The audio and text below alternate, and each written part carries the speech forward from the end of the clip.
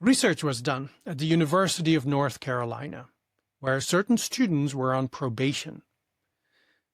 If they didn't raise their academic scores by a full letter by the next semester, they would be expelled from the university.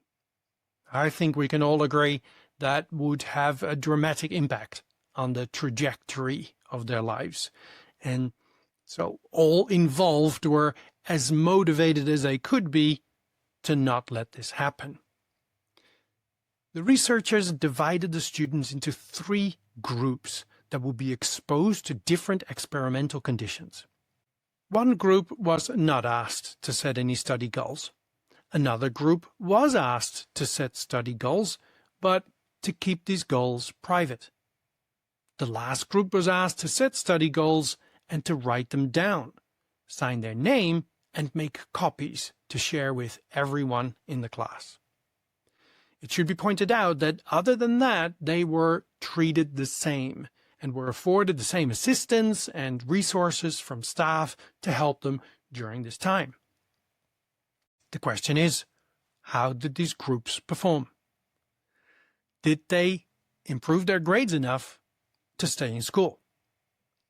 The first group, who didn't set any study goals, didn't do very well. In fact, only 14% raised their grades enough to stay in school. The second group did set study goals and kept them private. What do you think? Did they do any better? You'd like to think so, right? I mean, it sounds like good advice to encourage someone to set study goals.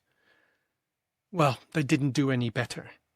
Also, 14% of them raised their grades enough to stay. What happened to the last group then? The group that was asked to write down their study goals, sign their name, and make photocopies for everyone in the class.